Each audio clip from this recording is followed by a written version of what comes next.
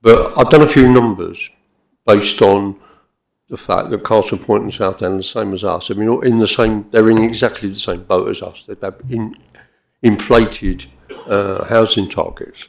And when you add them up, the three, Southend, Castle Point and Rochford, it's the lowest it can be is 40,000 new homes.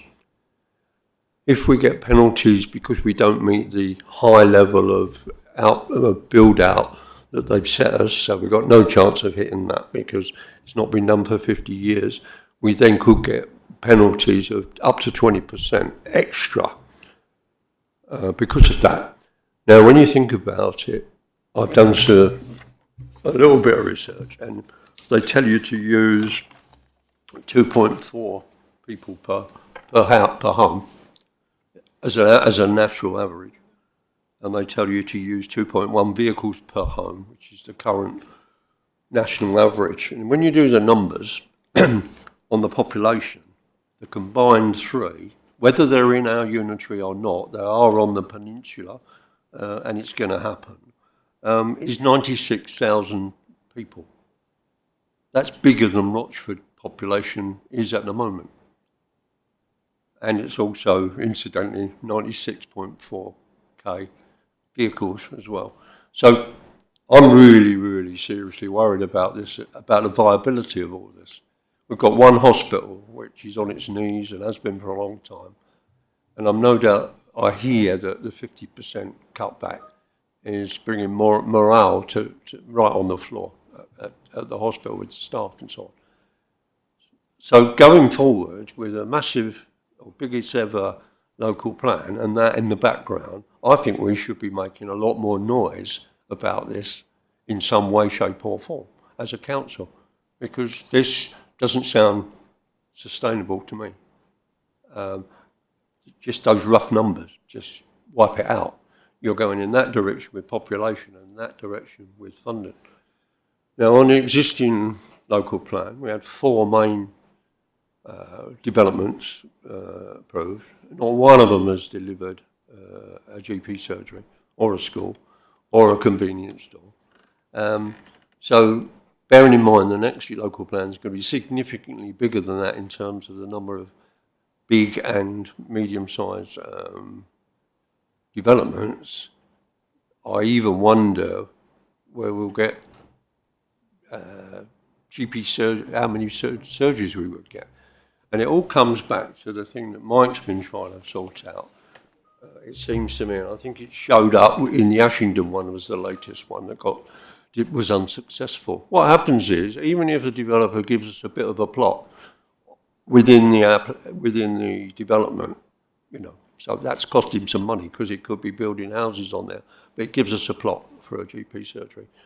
He also makes a cash donation in the order of third of a million in terms of cash. But they never get through because the NHS Trust, they're not chipping in because they're skint, presumably. And what happens is, as Mike says, we end up with 4 or 5 of those, and the $250,000 add up to 1.2 million that we can't use because it's sitting in there and we can't touch it because it belongs to the NHS. So what Mike did last year, via the scrutiny at Essex, was to do the whole of the Essex, and it was really interesting because it's not exclusive to us; it's happening to everybody. So it goes back to the NHS not having the funding to make it look. Surgeries are businesses now, and the people who are going to take them on, they want to see a viable proposition, And the builder gives a plot of land, the builder gives some money, but if the NHS don't show willing, because it's not just the building, is it? It's equipment and staff and so on. So I'll shut up now, but I really do feel we've got to make a lot more noise about this. This could be a showstopper, quite frankly. And what worries me is the pace of this local plan now. It's been delayed for 6 months, and it's all going to be done in a rush now, and it's going to coincide with the front end of the transition to. It's a perfect storm on something so fundamental as health, and right now it just doesn't look feasible to me. So How we go about doing more about it and shouting louder, I don't know, but I think that's what we should be doing. Thank you. Thank you, Councillor Crisp. In fact, what's going on at County, doing this research and writing to the Minister and so on, is just the very thing, but it does need a big press follow-up, really. The public need to know. I mean, what we're actually going to be trying to do is cram what equivalent of another town into this part of the country. With 40,000 houses, that's bigger than Rayleigh even. Sorry. Oh yeah. Okay. Sorry, yes, just to clarify the 50% reduction, that is from the Integrated Care Board that's reducing by 50%. So that doesn't relate to hospitals, GP surgeries, health centres. That is purely to do with the Integrated Care Board that manages some of that stuff, not hospitals, but certainly do look after GPs, etc., and look at the more neighbourhood health. But there will be new neighbourhood teams, etc. So there's a whole new plan that's being developed following the NHS 10-year plan that is moving more to prevention. So there is a 50% loss, but it's not affecting hospitals. There's no loss of staff from hospitals from the reduction for ICBs. Can I come back? Oh yes, Councillor Cripps. Yeah, but I think, when you look at the numbers, it's like another Rochford being added on to what we've got, and it's not going to work. It's just not going to work, in my view. Okay, well, we can have a follow-up on this, which we ought to, and I will attend the meeting as I'm invited to, and then we can have a discussion about the work plan to do with that. I've got Councillor Steptoe and then Councillor McPherson. Thank you. Thank you, Chairman. Just picking up on Councillor Cripp's point of the figures there, I used a slightly higher figure because I was covering the whole of South Essex, including Thurrock, and the numbers work out that something in the region of 150,000 houses across the whole area. When I put that to Tom Abel, he seemed a little surprised, and I've asked him to come back to me and tell me where he's going to build his new hospital. At the moment, not had an answer on that. Thank you. Councillor McPherson. Like Councillor Cripps, I like my facts and figures as well. And of his 96,000, just looking at my own ward, we would be looking at least, with the proposals coming forward, another 3,120 new residents. But also there are other calculations that you can do on how many GPs you need for that number. Now, based on that figure of around 96,000, we would need 42 more GPs. That's just GPs.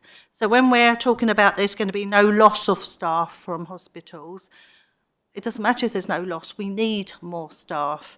And we don't even include dentists in there, by the way. So yeah, I would be fully supportive that this comes back forward for review. Thank you. Thank you, Councillor Cripps. Yeah, I do feel this is really urgent. I just want to stress the fact that this is the local plan's moving so fast that it's got to be.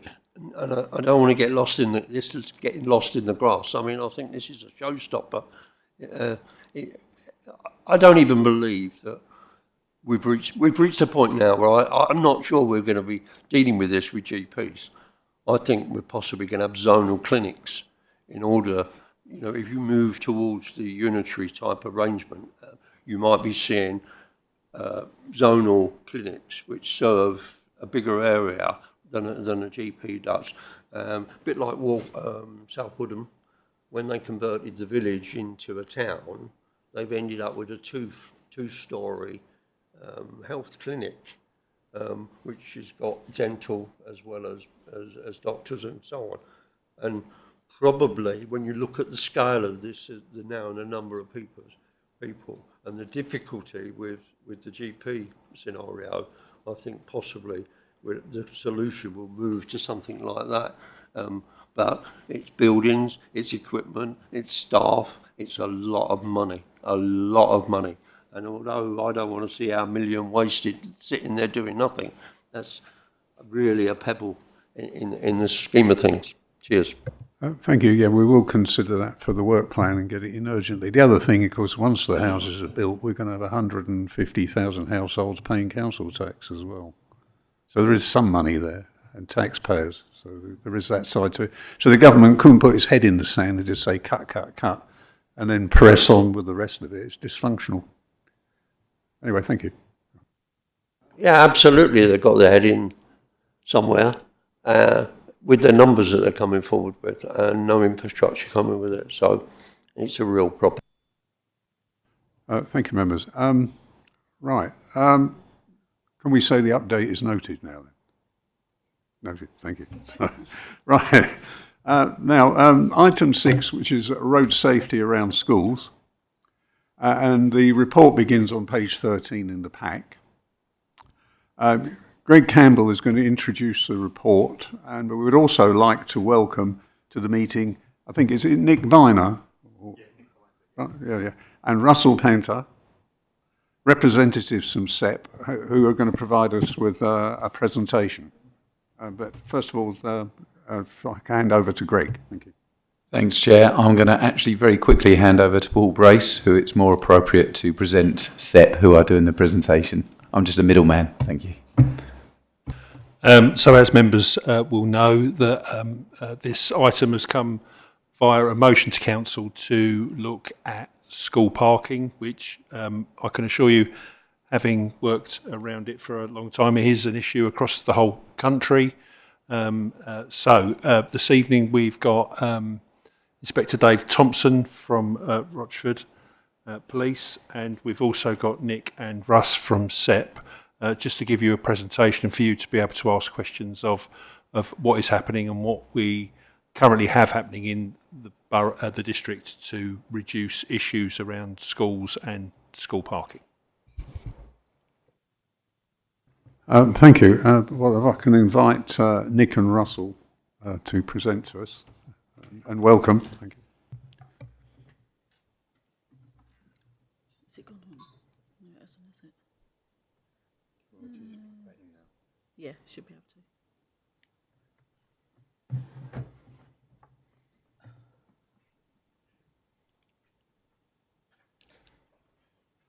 Why is it not working? Typical, isn't it? Where are we? Yeah, it's on there though. There you go. We have the technology. Thank you, Chairman, and good evening, members. As I said, I'm Nick Binder, so I'm the South Essex Parking Partnership Services Manager, and my colleague Russell Panther, he's the Parking Enforcement Manager. I can. And we've got Russell Panther, who is the Parking Enforcement Operations Manager for SEP. Just try and adjust this mic a bit. So in terms of the parking partnership, our main functions, which we deliver on behalf of Essex County Council, is we're responsible for all the parking restrictions throughout South Essex and the enforcement of those restrictions. And we also have the ability to maintain signs and lines, so they're the parking related signs and lines. And we can also implement new traffic management schemes. So if residents or members have a request for a parking issue, we've got a team that can look after those requests, do assessments, and if they meet the criteria, we will put parking restrictions in and around the area. So that's our main functions. Really, we can only deal with parking issues where there is a parking restriction. So you'll have times where there's obstructive parking. That sort of falls out of our remit, and that's where it becomes under the police powers. And I think there's that crossover with pavement parking as well. So with the actual pavement parking, if there's a parking restriction on the road, the actual parking restriction will include the pavement as part of that parking restriction because it's public highway. But without a parking restriction, it then doesn't fall under our contravention code. So there is a bit of a crossover there as well, which can sort of cause confusion. But unfortunately, if there's no parking restriction and it's a pavement issue, there's not too much we can do about that either. We sent a briefing note as Appendix A to the report, which gives a bit of an overview. But thank you for inviting us tonight, because it gives us an opportunity just to explain that in a bit more detail. You can't always cover it all in a note, and I think it'll be. We're going to start the presentation. I'm going to give you a bit of an overview of a lot of the challenges that we have with parking enforcement around schools. I think Paul just alluded that this isn't a local, but this is a national problem. If you speak to any parking manager, it's probably one of our biggest challenges to meet the expectations. And this is a good opportunity to start the presentation with some of the sort of financial constraints, resource constraints, and then we move on to some of the more positive stuff that we do within the parking partnership and some of the initiatives that we've got that we work with schools to try and look at alternative solutions.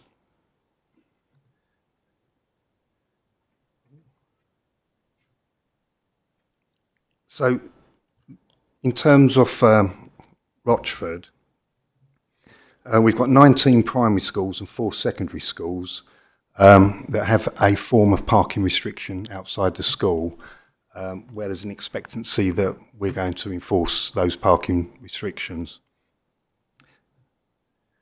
So if you was to speak to anybody that's affected by parking around schools, that's pretty much their expectation of the parking partnership, is that we have an officer at each of those schools, if not every day, but frequently.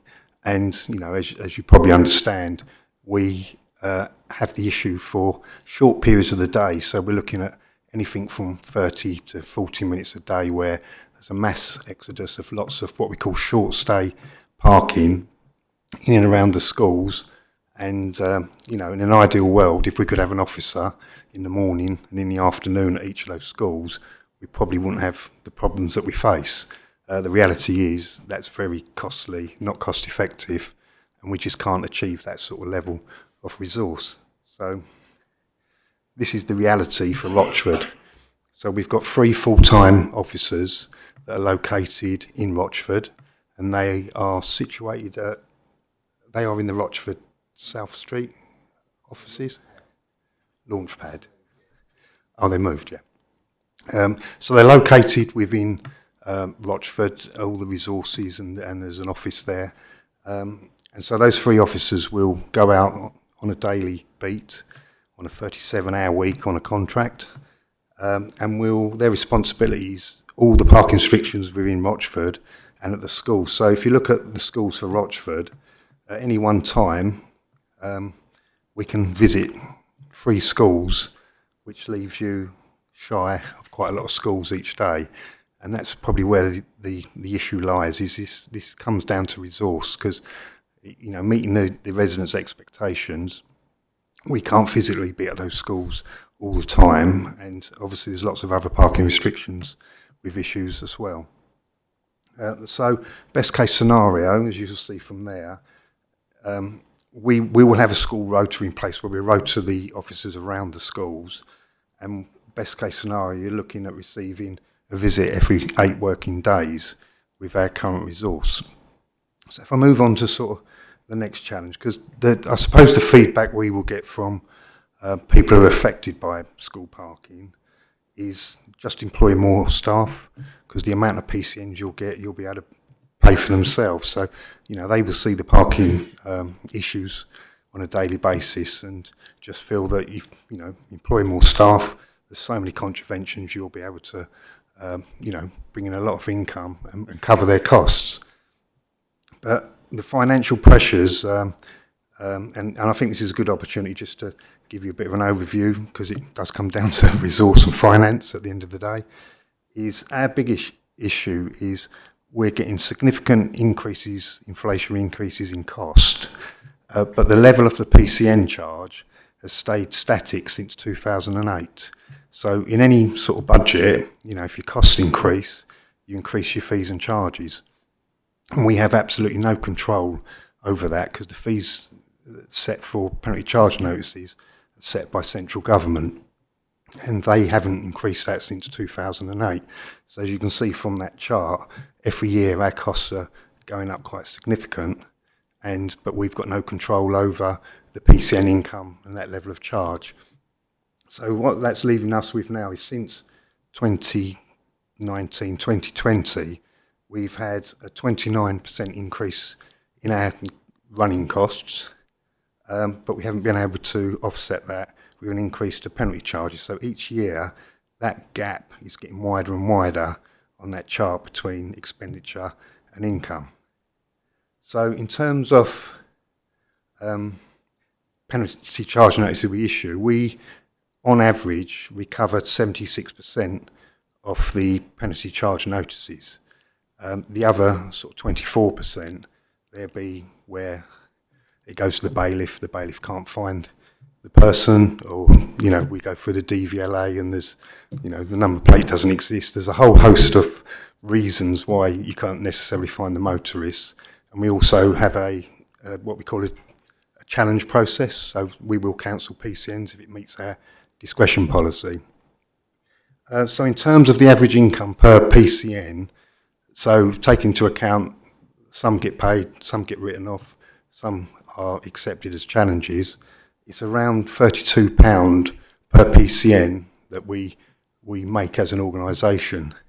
So when you look in terms of sending out an enforcement officer in a vehicle with all the equipment, you know, they place the PCN on the car, then there's a whole host of costs beyond that, because we have to accept the challenges. We've got a lot of online systems for accepting payments, and there's essential software to manage all the timelines of the legal process. There's not an awful lot of change left from that once that process has gone.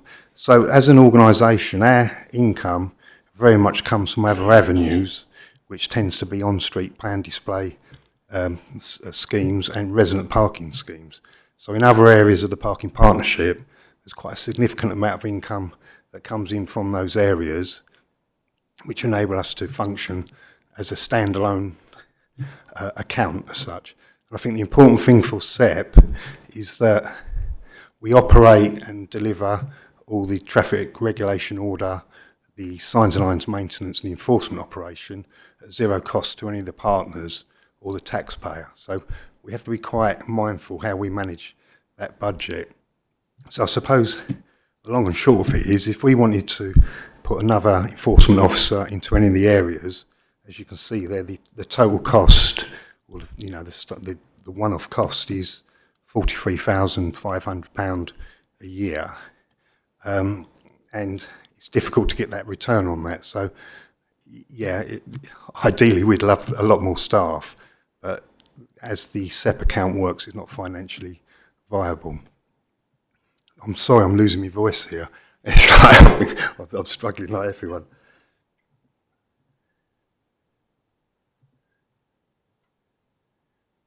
So I suppose one of the other challenges, and it's always useful to explain the conditions on the street, because there is this perception that an officer can just go out onto the street and issue a PCN, and it's very easy to do. And the reality is, particularly with what we call short stay invasive parking, is 9 times out of 10 the person will be either in the car or very close to the car.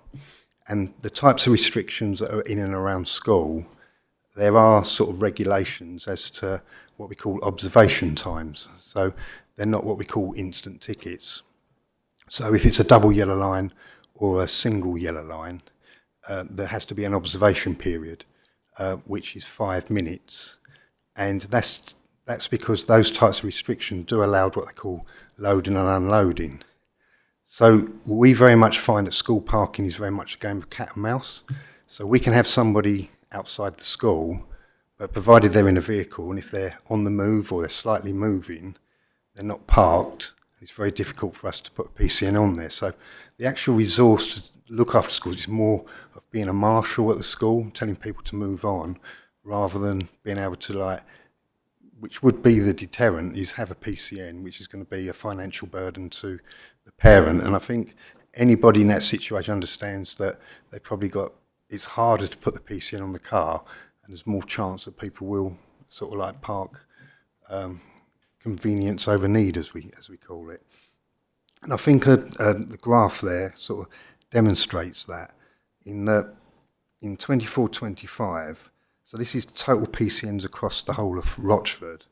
There was 3,524 PCNs issued to vehicles, but there was 29,238 visits to streets, stroke locations.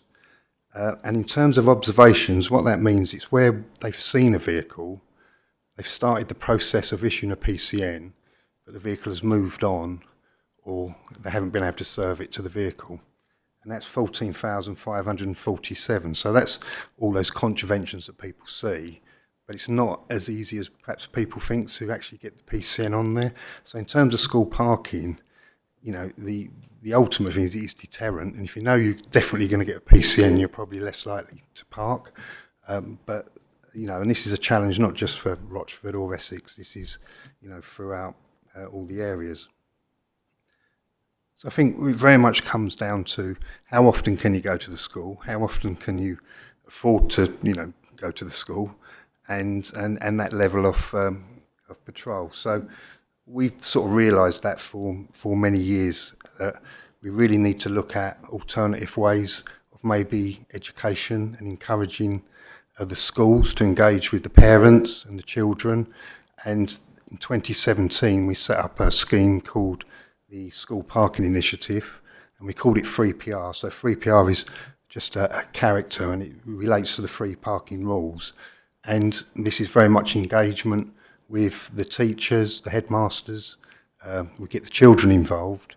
We also use it as an opportunity to educate residents as well, because it's not always a parking issue. It's more of a case of we've got cars in our road, but you know, we consider, well, actually they're parking quite sensibly. So as long as they're parking sensibly within the roads and not across driveways, etc., we're quite happy to do that. So it's sort of a two-way sort of educational area. And we've got a dedicated school parking officer who will liaise with these schools. And I'm going to rest my throat now and pass over to Russell Panther to give you a bit more about what the scheme's about and what we deliver and the sort of way we engage with schools and a lot of the stuff we do in Rochford. So thank you, Russell. Thank you, Nick. So as Nick said, we realised some time ago that enforcement alone isn't going to have an impact at schools. So the Free PR initiative was created. So the main objectives of the initiative are engagement with pupils, education, and we use learning activities and reward schemes through tokens and prizes, which the kids really enjoy.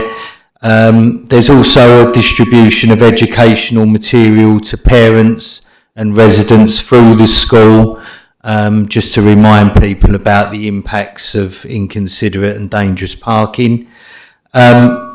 We also, through Free PR, we try to get a commitment from parents via the school through the parking charter to embrace the school parking initiative. That's always one of the more difficult objectives to achieve, because as much as we and the schools do, it does rely heavily on the parents engaging with it. We try to get an understanding from residents that cars do need to be accommodated. As Nick said, we do regularly get reports from residents regarding school parking sent to us, but upon assessment, there doesn't seem to be too much of an issue, and they are parking quite sensibly. And so, you know, that type of parking does need to be encouraged. So it's getting the balance right for the residents to say, you know, you do live near a school and there is sensible parking going on. So that needs to be encouraged also. And we also, one of the other key objectives is to look at alternative travel to school schemes, such as Park and Stride and Safe Park Zones and Free PR Zones. So currently within the Rochford area, we've got we've got 14 schools that are engaged in some way.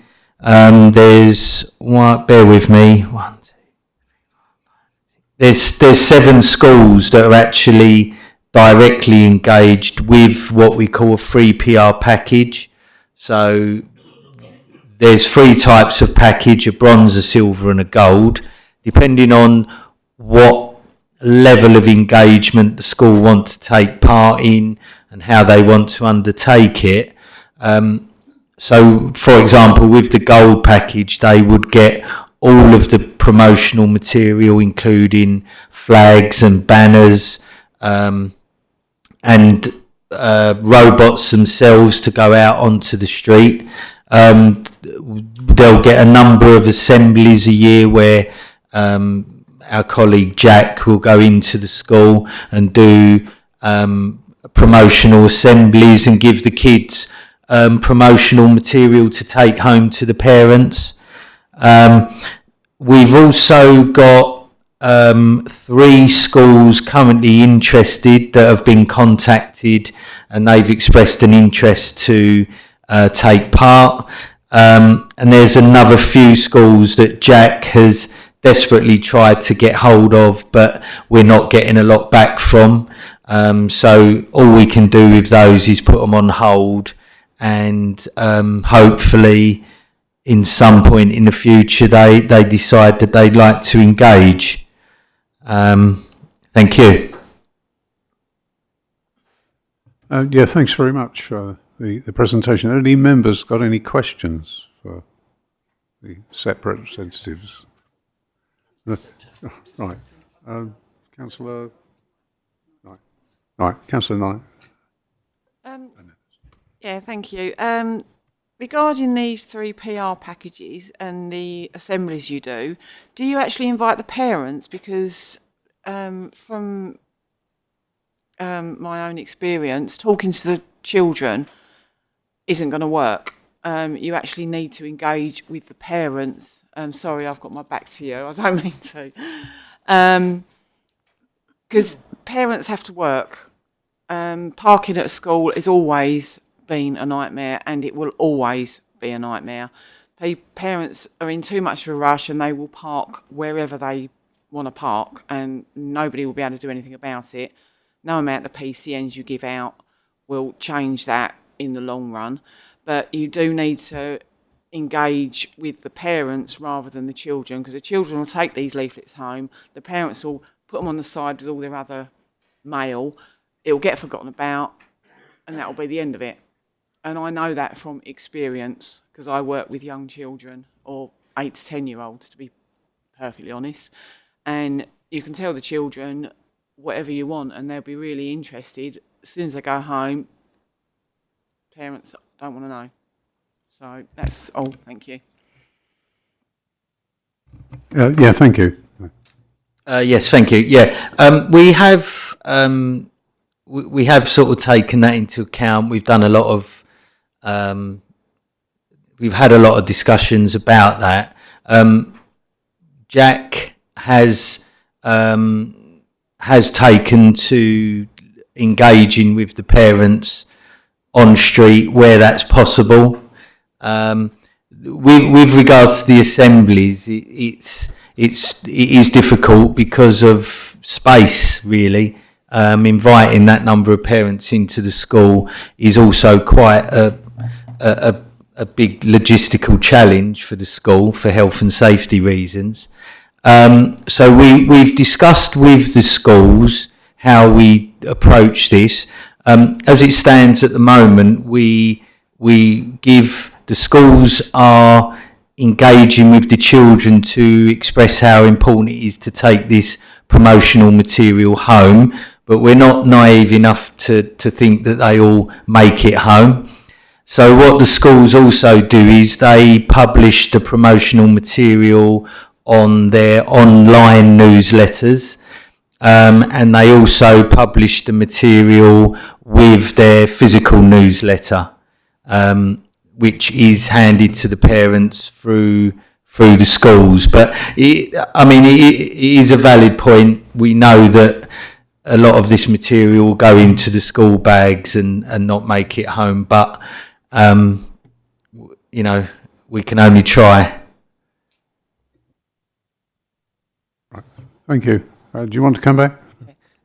Thank you for that. Just out of curiosity, you said that you 3,524 in the years 24 to 25. Divide that by the amount of schools that are in the district, and then divide that by the weeks. That's only 3.5 PCNs given out per week through 28-ish schools. And you say that most parents park, or some parents park reasonably well. Is there somewhere we can see when you attended certain schools? Because the school down where I live is notorious for bad parking, blocking driveways, parking on people's gardens, parking on corners, parking actually on the school zigzags. Is there a place where we can see these visits that you've done? Thank you. Yeah, we've got a central reporting system. So all the handhelds that the officers use, that gives the data back to the central system. So we can see from there patrol stats, where the visits have been made. On our system, it would be as individual roads. So we would need to know the school and then the surrounding roads around there, because some will be directly outside. So we can run a report for a road to say this is what we've achieved here. I think the challenge for us is the frequency and how often we can get there. And I suppose that's the biggest criticism is, we haven't seen an officer here for, X, Y, Z days. And what tends to happen is we'll have a school rota and we try to get round all the schools because it's a morning and an afternoon. But then if we got a particular problem with a school where, we feel like it needs more than that, we'd do concerted effort of sending someone down there for a whole week in the mornings and the afternoon just to have that presence. But I think the frustration for us is, if it's one person, we could send 2 people there. You can only deal with 2 cars at a time. And there's this, got to log it, got to do, and people can see when there's an officer in the area, and it's just this cat and mouse. And longer term,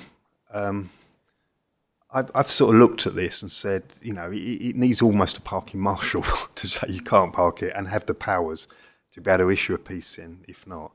And it almost sort of lends itself to, whether that resource can sit within a school and they're empowered to be able to do that work. And that's something that, I may be looking to sort of trial in some, we're based in Chelmsford. We'll have a look at, if we can do stuff like that. But it puts the ownership back on the school, and whether that resource can be within schools. It's literally an hour a day you need someone's time to do it. And then you haven't got people in cars going backwards and forwards. They've actually situated the location. So there's lots of other ideas that we've got to try and improve that. But I think you summed it up perfectly. It's always been a problem, and I think while there's cars on the road, and I think another thing that's really important is you can put in some magnificent measures to prevent parking, but all you're doing is moving that problem. And we know it from other areas and other councils where they've tried all sorts of things, and then the complaints are just further down the road with residents maybe saying, well, we didn't want the problem either. But and we've resigned ourselves to the fact that cars will come, they will come to the schools. It's just trying to put things in as, as best as you can to manage it as best as you can. All right, thank you. Councillor Cripps. Sorry. I thought you put your hand up. Yeah, I'm not sure on something, just a bit of advice really. Just up the road from here, there's a 100-year-old plus school, Fitzwymock, which is going to be subject to knocking down and a modern school being built there. When it was built, everybody used to walk to school, so it wasn't a problem. But this is effectively going to be a new school, and the pick-up and drop-off is a nightmare there every morning, and it's dangerous as well. apart from the, the inconvenience, holding the traffic and all the rest of it, it's dangerous. Do you ever get sort of consulted or something like that, for input into, designing it in such a way that it's accommodating to some extent? I mean, I know there's a limit to what you can do, but they've got a big plot there. They're going to do massive demolition. You could well shape the front a bit differently. I mean, I'd look on Google Earth, and the frontage on there is 110 metres. So, an 80, 90 metre long lay-by there for drop-off or whatever. I'm not an expert. I don't know if that's the way to solve the problem. I don't think they'll want the cars going in and out of school. So I'm assuming that's probably a pragmatic way of doing a better drop-off situation than stopping in the actual traffic and so on. Do you get consulted on something like that, to have an input? Thank you. We don't tend to get consulted on at that early development phase. We tend to get because Essex County Council is the highway authority. It's network development that get involved in that aspect. So they will consult us at that phase. So they will sit in on that phase, like designing the road network and any measures onto the highway, any sort of traffic impact assessments and all that type of stuff. And then they will consult with us saying, this is what we're proposing, can you enforce against that? So I suppose we're looking at the legality of, is the traffic regulation order correct, and can our enforcement officers legally issue a PCN?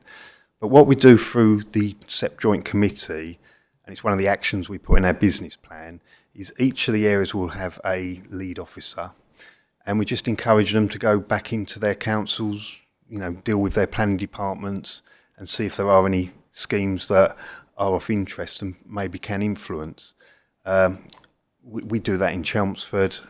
We will be aware when there's big new developments, but our input is quite limited because we will go and say we'd love a lovely drop-off area and a nice in and out, but we're into the realms of planning, the developers and what's agreed, and it's more so the highway authority, network development get involved in that stage than us. Yeah, okay, thanks for that. Yeah, I guess that's an obvious answer. My concern is, of course, that Essex highways are heavy into modal shift. Everybody's going to be walking and riding a bike and so on, and give you no parking at all. That's my concern with that. Right, thank you. Councillor Steptoe. Thank you, Chairman. A number of things, if I may, as rep for SEP, I can pick up on. First of all, after the last meeting at SEP at Chelmsford City, not Chelmsford County, Chelmsford City Council Chamber, I did meet with both Nick and Russell to discuss one or two possibilities that we may be able to look at. One of them Nick has already touched on is around the possibility of him putting on another enforcement officer, and as he said, he gave me all the costs and what have you. It works out at £43,500. It's not tenable to actually be able to achieve. One of the suggestions I have made to the officers there, it is something because I had the privilege of being on SEP some years ago, probably about 5 or 6 years ago, and they were looking in the possibility of being able to utilise our car park wardens to be able to issue on-street parking tickets and perhaps look at the possibility of, on occasions, dealing with hotspots. So that's something that I'm still in discussion with both officers here at Rochford and at Chelmsford City on SEP. With regards to the school parking, one of the big issues with the schools is in Rochford there is what's known as a 5-year rolling plan. So kids born today, we know that they'll need a school in 5 years' time. The problem at the moment is that birth rate is going down. And because most of the schools, if not all, are academies, they get paid per head of pupil. So if there is not enough pupils coming forward from the local area, they will bring in kids from outside. Now, I'll use Barling as an example because this just happens to be where I live. I know that there's an awful lot of kids come from Shoebury that go to Barley School. There's no public transport to be able to get them there as such, and there's no, Southend don't provide school transport. So that in itself exacerbates the situation at the schools. I believe I'm right in saying that King Edmunds, somebody told me on one occasion, and I've not verified the figure, that something like 600 pupils at King Edmunds come in from Southend every day. Now, some come by bus, I would admit, but there's a lot come by car. You can see how that then has that knock-on effect going forward. One of the things that I would perhaps suggest that this committee considers is to perhaps dovetail into planning policy with regards to school drop-off and pick-up areas. It is something that could possibly come forward because we're going to have an awful lot of developments coming forward over the next 15, 20 years that we can get the developers to actually take on board and provide that. I'll use Holt Farm School in the Ashington Road as an example. I argued long and hard that the area opposite the school, which there was sufficient ground and what have you, to create a proper drop-off and pick-up part for the school, but we couldn't get agreement from the developer to actually do that. So that's perhaps something that this committee may want to do, is to feed into planning policy going forward to take that into account with developments that are coming forward, because there are going to be some substantial developments. Sorry? I can make that a proposal, yes. If somebody wants to second me on it, I'm happy to do that.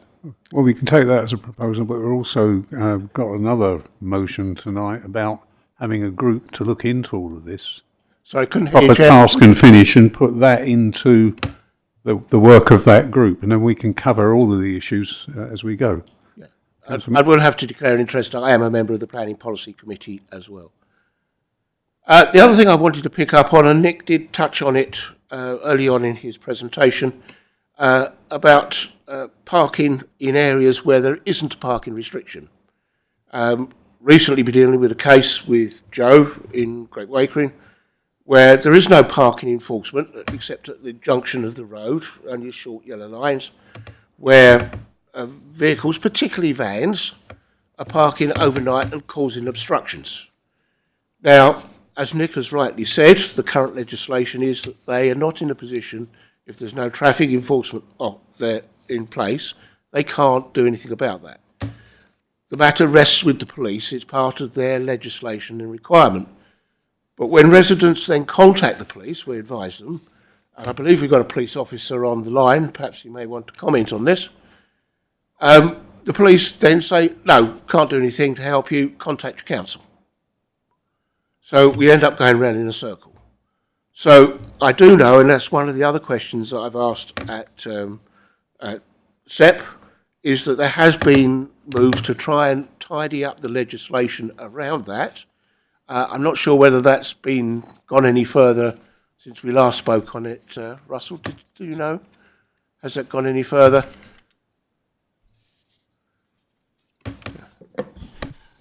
Sorry, was that what was that in relation to a change of legislation? Yeah, for example, London, it is now illegal to pavement parking and verge parking.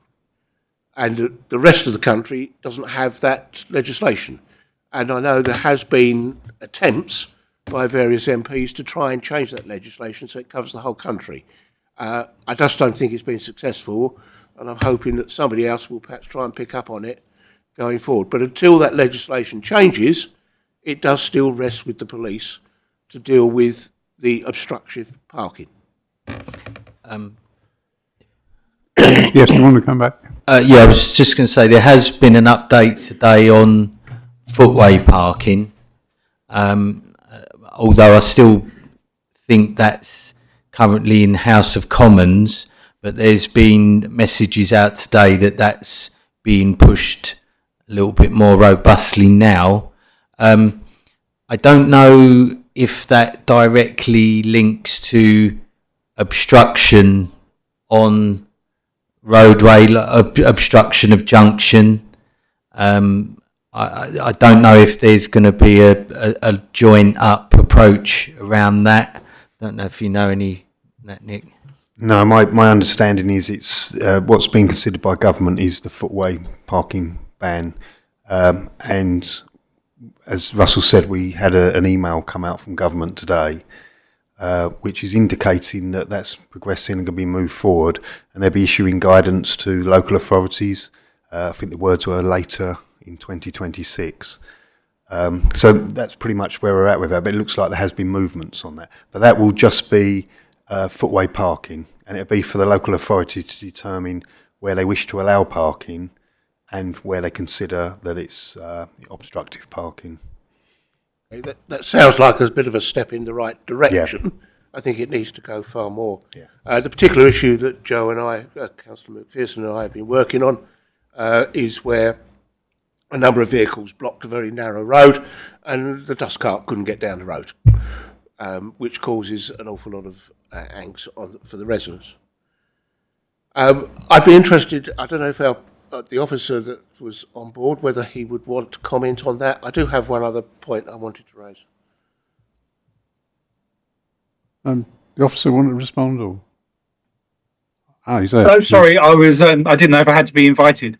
Hello. Just introduce myself. My name's Dave Thompson. I'm the MPT Inspector for Castle Point and Rochford, and that stands for Neighbourhood Policing Team. I've heard the presentation that was given earlier, and I'd say we suffer with similar issues. My kids go to school in Southend. Again, like the member said earlier, there are similar issues in Southend. It's a national problem. One of the main issues we'll look at is, yes, potentially we would be able to attend and issue a ticket for some offences. However, again, as with the traffic wardens, the length of time that people are parking for isn't causing an obstruction for long enough for us to get there.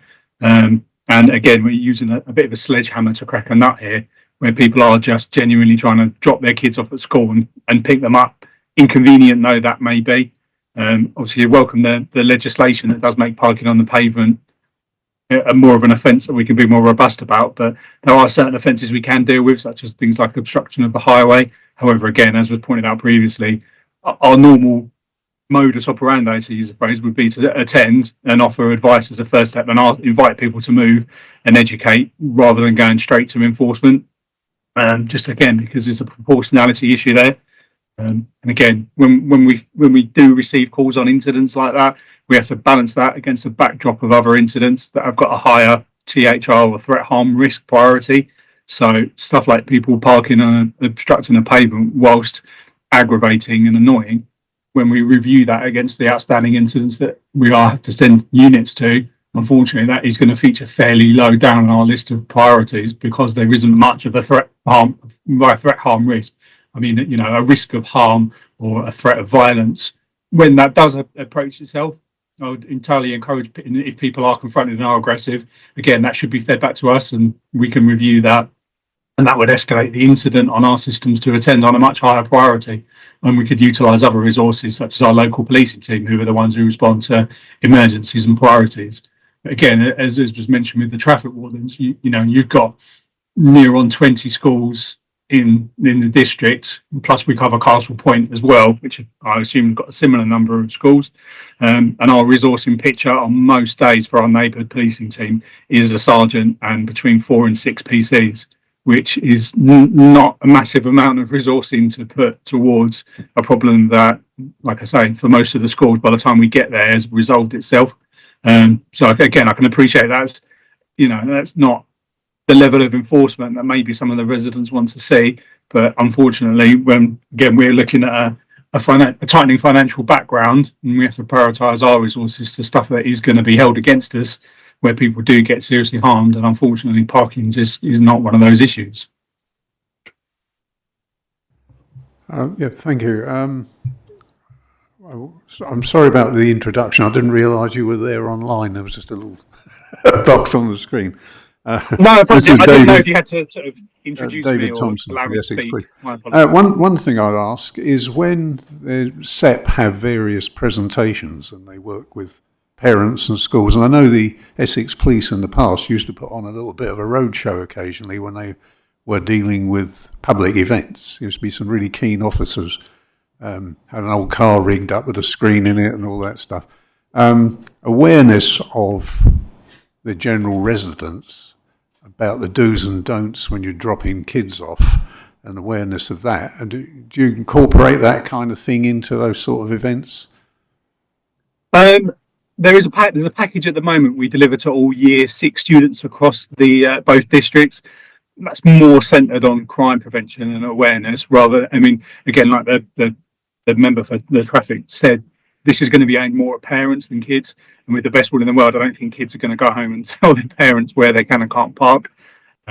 You know, right, just because, and even if they do, most of the parents are going to ignore that because it's, you know, they're on the way to work, they drive, they drop the kids, and then they carry on to their place of employment.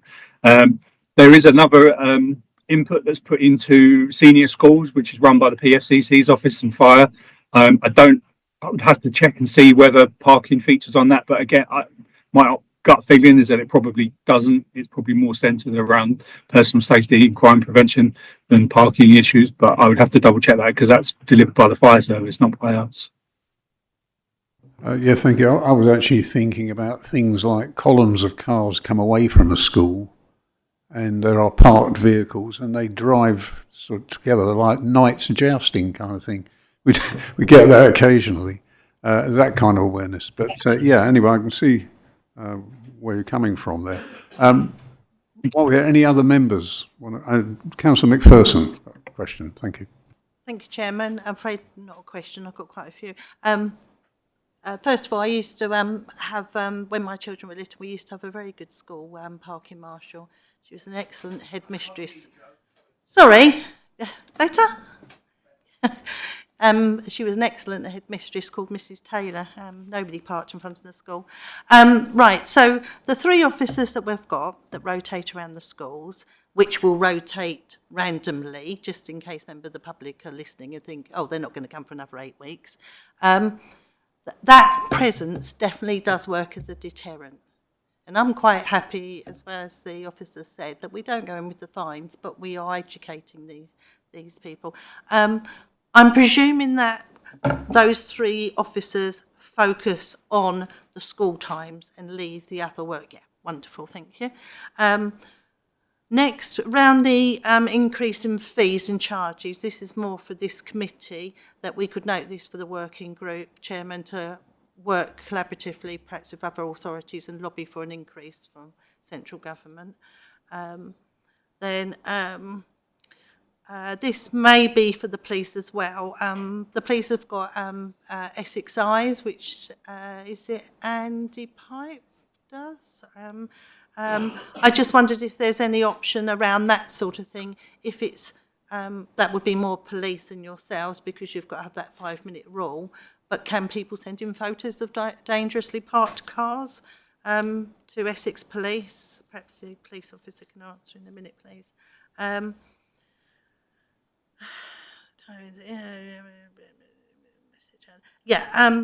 There isn't sort of, if you're out there, trust me, within 5 minutes it's on social media. So is there an option as well to target other areas where you can enforce that's near the school, because there still be that clear message that you're out there, and that can deter people from, parking near the schools dangerously. I know as well there is that perception of danger, but especially with, as you've heard earlier on, the numbers increasing, it does get bedlam. I've been down there. And actually, when I went down there, because it was raining, I went to check the wigwam lights, which weren't fixed by Essex Highways, but I had a high-vis on. And the lollipop man, I shouldn't call him lollipop man, sorry, he actually said, nobody's parking on the double yellows today, because I was, so it works. And I just wonder if anything, if there is a scope for volunteers to be involved. They do community speed watch. I don't know if that's ever been investigated.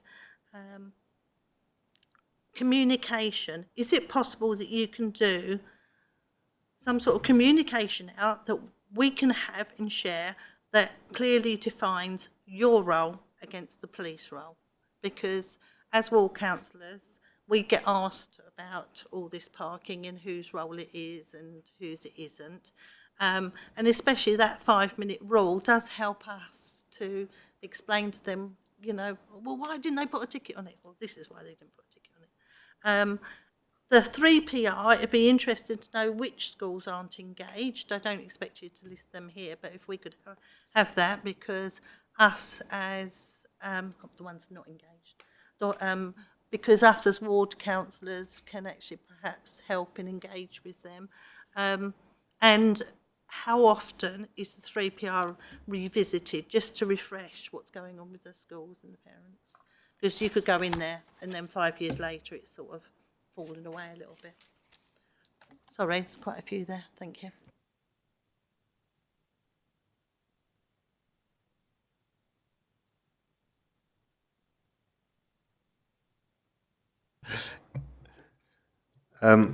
Yeah, I'll try. I've made some quick notes. Yeah, in terms of communication, we can do that quite easily. We've got members' briefing notes, which is a bit more information than just parking. There's a crossover between what Essex County Council can do and what SEP can do on the highway. So there's lots of different numbers and links on there. Could I ask if that's a communication that we can give to the public? Because all the time, not just on schools, but the public will ask, well, look at this car, whose responsibility is it? Yeah, I think we can tailor make that to fit the public's needs.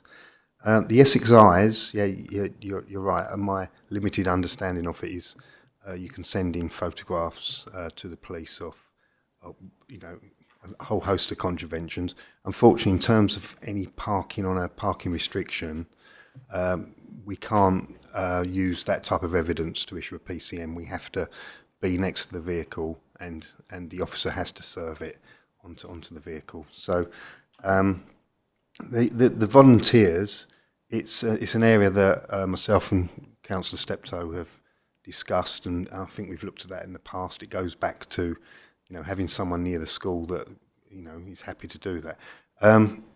We are still sort of getting some guidance from our HR on that, because they do become employees of the council, and you know, we've got a duty of care, and parking enforcement can be quite emotive, and likewise we need to make sure we've got the right people that can handle those types of situations. So there's some concerns around that, but it's something that I'm not aware any other authorities have done, but if there's some feasibility there, it's always easy to start with a trial with that.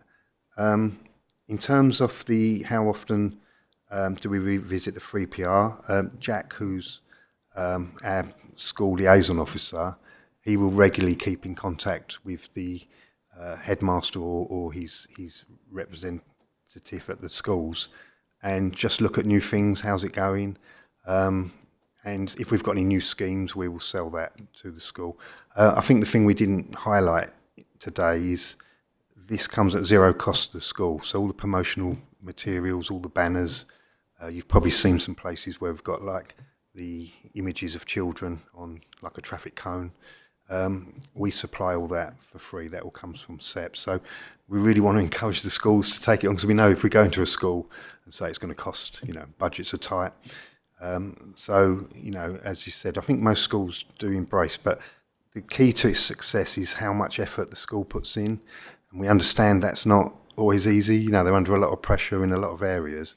But the schools that have really taken, you know, it under their wing seem to have the better results, rather than, you know, some schools just have a minimum package, and we find that less engaging. But yeah, we're happy to supply the committee a list of schools that haven't taken up the offer.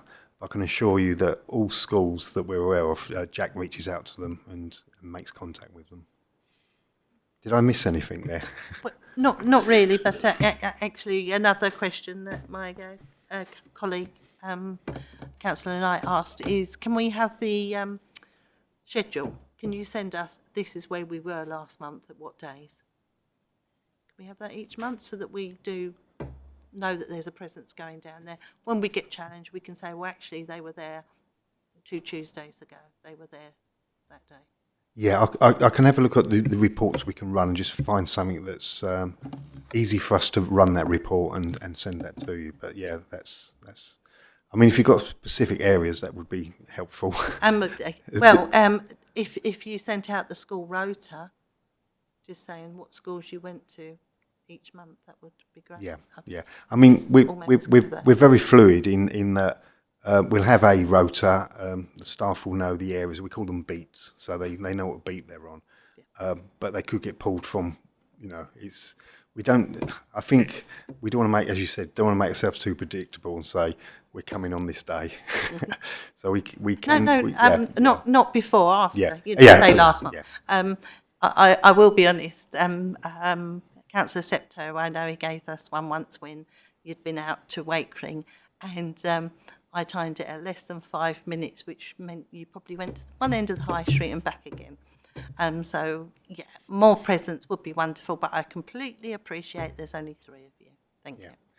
Yeah, and I think if I could just put a caveat on the report and the times, the officers will enter the roads as they go into the road, and sometimes if they don't see a contravention, they might leave the other road active while they're in it. If they see a contravention, they then put the road in. So there's an element of reliance on the officers putting the road in as soon as they enter it. So it can be a bit clouded. So I wouldn't hang your hat on too many of those.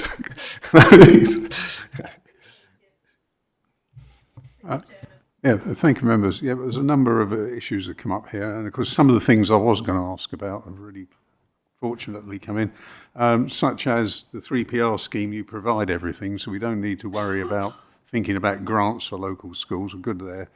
The problem of hotspot management, which Councillor Steptoe's mentioned there, and one thing I did think about is perhaps I've had some reports from residents. Oh, right. Is Dave Thompson still there? Ah, right, that's right. Sorry, you're muted. Sorry. You're on mute. Always one in every meeting. I had a suggestion, but I was happy to wait until you were finished. There was no rush. That's okay. Yeah, I'm just saying, just wrapping up the SEP issues. Do you have single points of contact at schools? I mean, if there is a problem at schools, you have somebody who phones in, rather like a resident scheme would, and says, "Here, there's something going on here," and then they send somebody round because there's a recurring problem. Do you get that? Do you have don't those tend sort to of have Spocs, as they're called?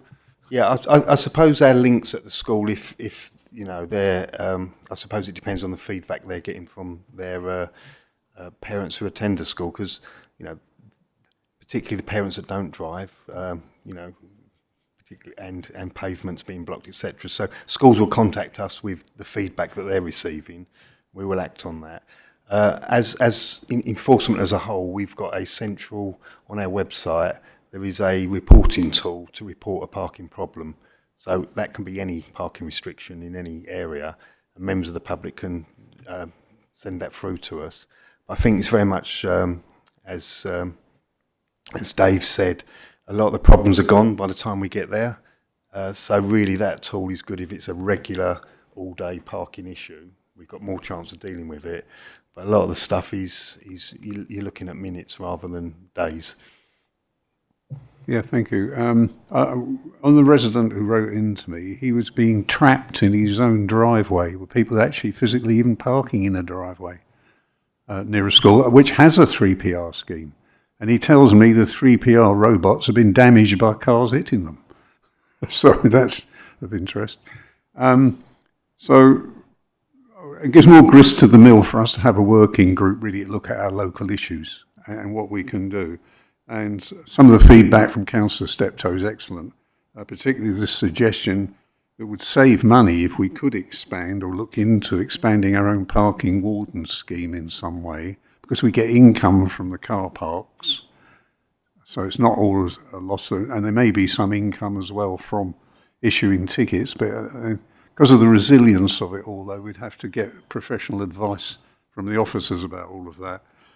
So I've made a bit of a list. I I can appreciate the police's problems because they've got manpower, funding issues, and in the modern world, the criminals are just as mobile as the police.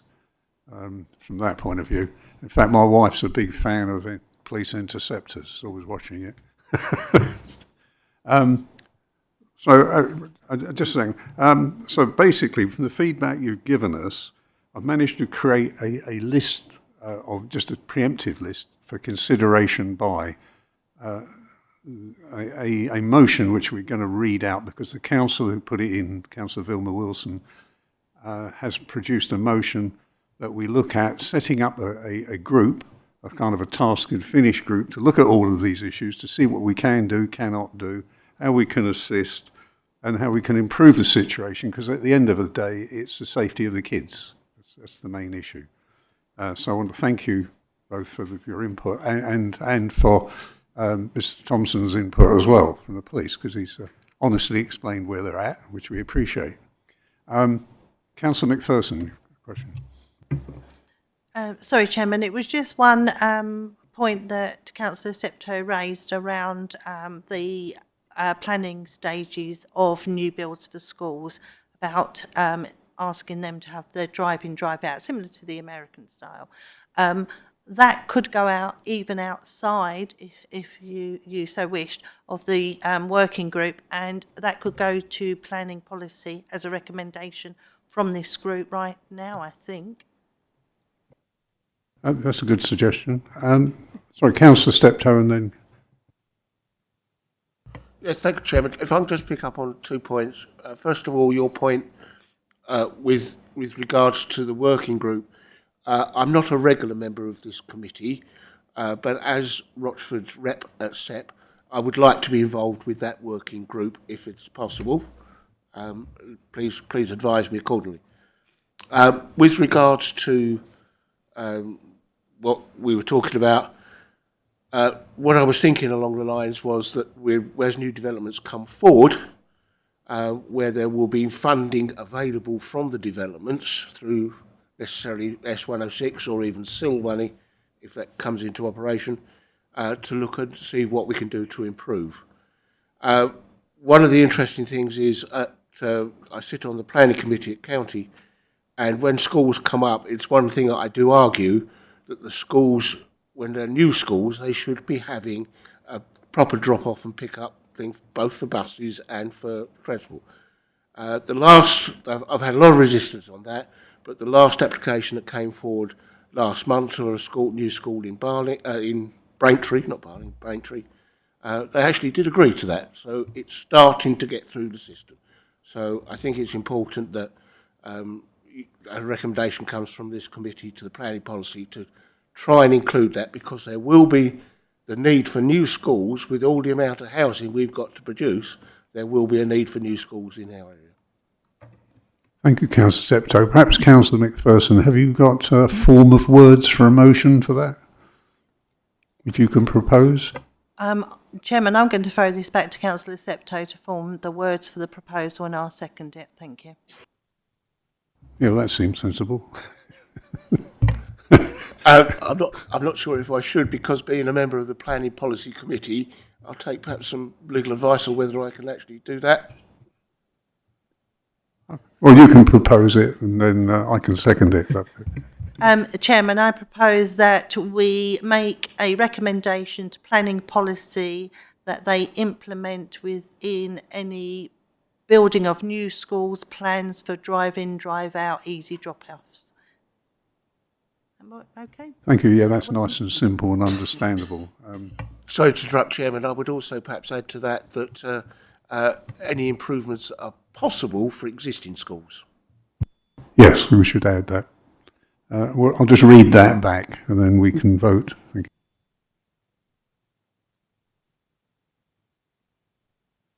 you. Sorry. It's a shame because it's recorded, isn't it? That this committee proposes to planning policy a recommendation for any new builds of schools to implement pull-in, pull-out, drive-in, safe parking, drop-off.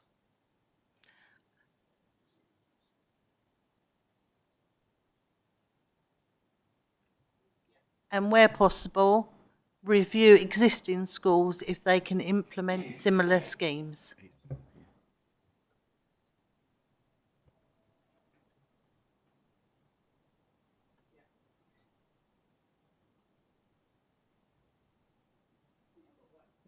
Right, I can read that back, and then we can vote, and I'll second that. Right, the motion is to make a policy, implement a recommendation within for new builds that any new builds of schools have considered in the plan either a pull-in drop-off facilities or drive-in and out facilities wherever possible, and to extend that request to look at existing schools if it's possible to implement similar schemes.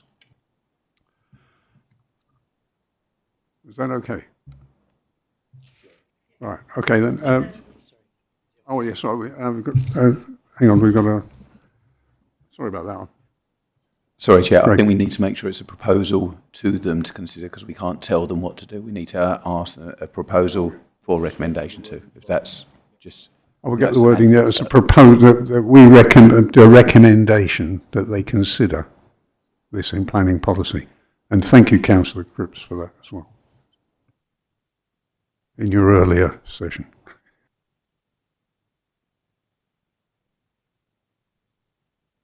I think we fully understand the motion. Can we vote on it? That seems to be unanimous. Thank you.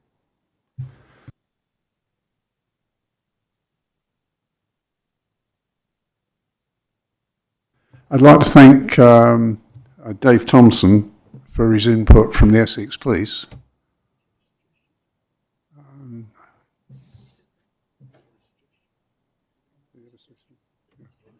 Yeah, we'll ask him. Did you have a suggestion for the committee? It was just, it might be something to fold into your committee that you're setting up. It's just a personal experience from my own kids' school. They set up a sort of a safer streets thing where they used parent volunteers and local resident volunteers to close the road that the school was in, which did actually, obviously a lot less cars went down there. I mean, there were still a certain number who just stopped nearby, but it made it a lot more difficult, and I think maybe encouraged people to think of alternative ways to take their kids to school. But basically, there were some volunteers who brought out some barriers from the school, closed the road off for about half an hour at the dropping off and picking up time, which worked quite well. Yeah, thank you. Yeah, things like park and stride schemes, we've already got a couple working like that. It's all good input. Thanks very much, Mr. Thompson. I mean, if you want to log out, it's okay. But thanks for your time. It's very appreciated. Thank you. No worries. Thank you.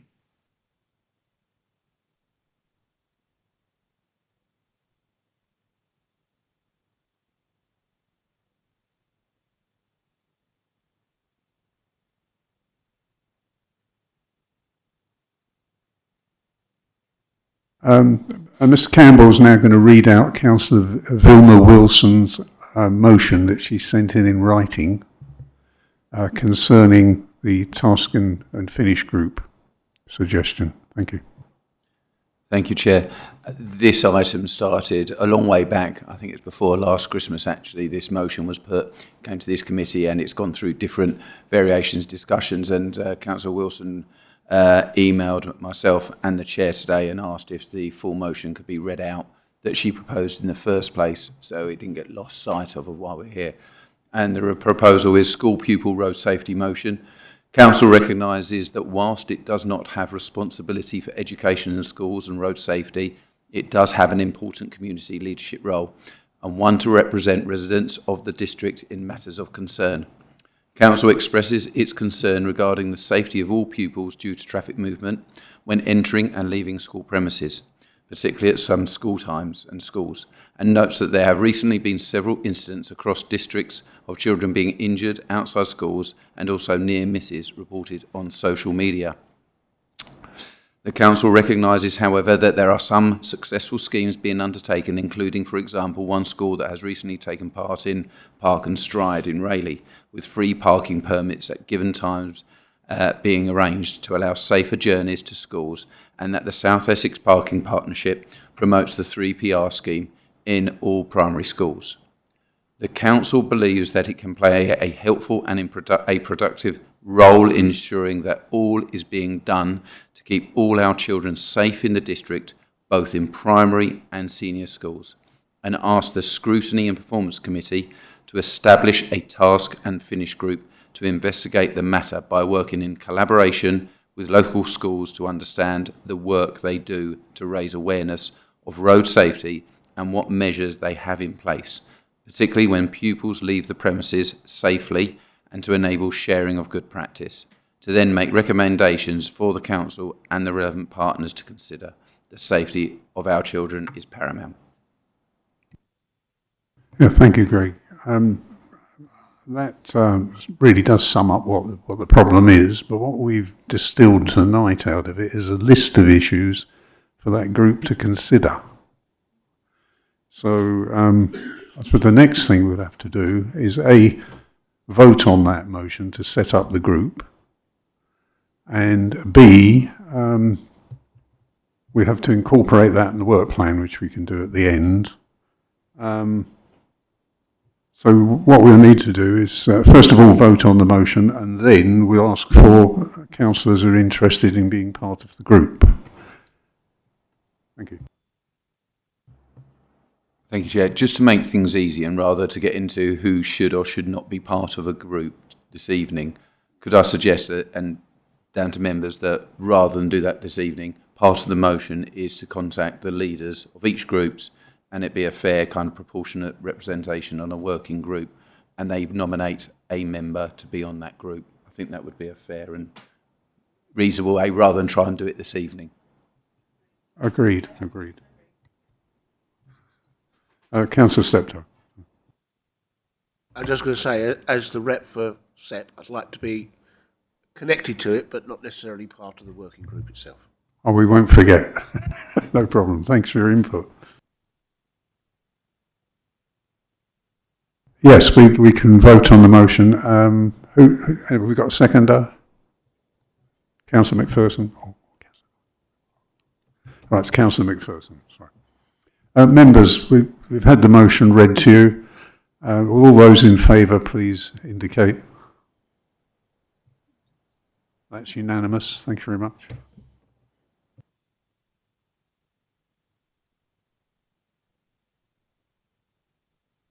I'd like to thank the members from SEP who've come along this evening, and it's really useful input, really, because it gives us a bit of a direction.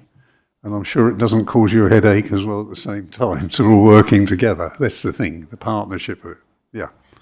And, there is one other thing. We have had SEP money in the past when there's been cash distributed, which led to a crossing being put in Eastwood Road, which a lot of parents for Wyburn School use, because they park up around Sainsbury's there and walk across. Of course, it's made things much safer there, and that was over £100,000. I think Councillor Steptoe had something to do with that at the time. Yeah, thank you. Anyway, thanks, gentlemen. I mean, if you want to stick around to the end, you can. Otherwise, thanks for your input. Thank you. Okay, that moves us now on to the work programme. And the report's on page 19. Any members got any issues for that? But obviously, one of the issues that we're going to be moving into, probably for the next meeting, we'll be getting a response back from the group that we've just recommended tonight. So we need to add that in. So that's when's the next meeting? That's the meeting on the 5th of March. Have any other members got any other suggestions for the work plan? Councillor Cripps. Can we get the S106 in there? Can we revisit the section 106 and see where we're at then? On that work plan? You want an update on the 106 monies? Yeah. Yeah. I mean, a proper report. Yeah. Well, we need to not let it die. We need to be keen on it. Yeah. Don't really want to wait till March, really, but Yeah. Well, that gives us plenty of time to get that together.